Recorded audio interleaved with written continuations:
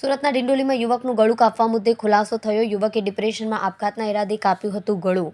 સુરતના ડિંડોલીમાં યુવકનું ગળું કાપવા મુદ્દે ખુલાસો થયો છે, જેમાં યુવકે ડિપ્રેશનમાં આપઘાતના ઈરાદે ગળું કાપ્યું હતું. તેમાં ડિંડોલી પોલીસની તપાસમાં આ મોટો ખુલાસો થયો છે. યુવકે આપઘાત છુપાવવા લૂંટની વાત ઉપજાવી હતી.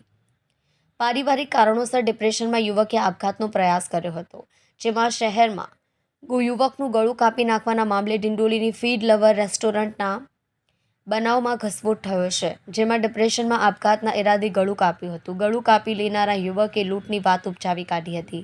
ડિંડોલીમાં મધુરમ સર્કલ પાસે આ બનાવ બન્યો હતો. તેમાં 27મી જાન્યુઆરીએ લૂંટની ઘટના ઘડી હોવાની ફરિયાદ છે.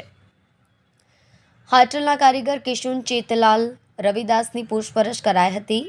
તેમાં યુવકે તીક્ષ્ણ હત્યાથી ગળાના ભાગે ગંભીર ઈજા કરી હતી, જેમાં પારિવારિક કારણોસર તે ડિપ્રેશનમાં આવી ગયો હતો. તેમજ આપઘાતની વાત છુપાવવા માટે લૂંટની વાત ઉપજાવી કાઢી હતી, જેમાં ડિંડોલી પોલીસની તપાસમાં આ ખુલાસો સામે આવ્યો છે.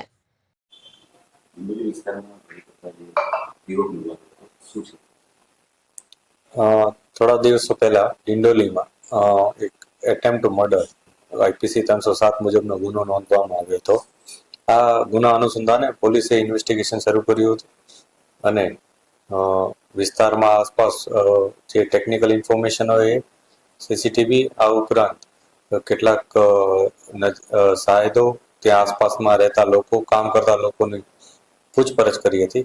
ખૂબ જ ઊંડાણપૂર્વક તપાસ બાદ પોલીસને આ વસ્તુમાં થોડીક એ પ્રકારની શંકા ગઈ હતી કે આમાં કોઈ પણ જાતની મૂવમેન્ટ પોલીસને જે બનાવ સ્થળ હતું તેમાં ભોગ બનનાર સિવાય કોઈની પણ મૂવમેન્ટ જણાઈ ન હતી. જે બાબતે પોલીસે એક અલગ એંગલથી પણ તપાસ કરવાની શરૂઆત કરી હતી. આ અલગ એંગલના તપાસ કરતા પોલીસને છેવટે જાણવા મળ્યું હતું કે આ સમગ્ર ઘટનામાં આ વ્યક્તિ જે ભોગ બનનાર છે એણે પોતે સુસાઇડ કરવાનો પ્રયાસ કર્યો હતો અને તેના ખૂબ જ અંગત કારણોસર એણે આ પ્રયાસ કર્યો હતો.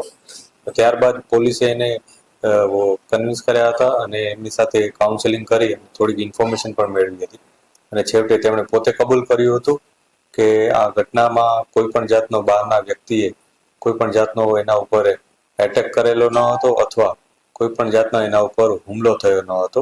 આ સમગ્ર ઘટનામાં એક એટેમ્પ્ટ ટુ સુસાઇડનો પ્રયાસ ઓલું હતું, જે એંગલ અનુસંધાને પોલીસે કેટલીક પુરાવા પણ મેળવેલા છે અને જે ભોગ બનનારનું નિવેદન પણ લીધેલ છે.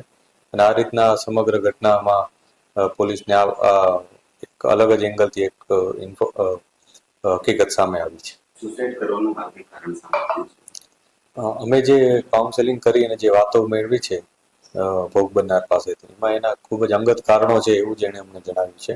એણે પોતાની કેટલીક બાબતો રિવીલ કરવાની પણ મનાઈ કરી છે, પરંતુ આ સમગ્ર ઘટનામાં કોઈ ક્રિમિનલ એંગલ ન હોવાનું અમને સામે આવ્યું.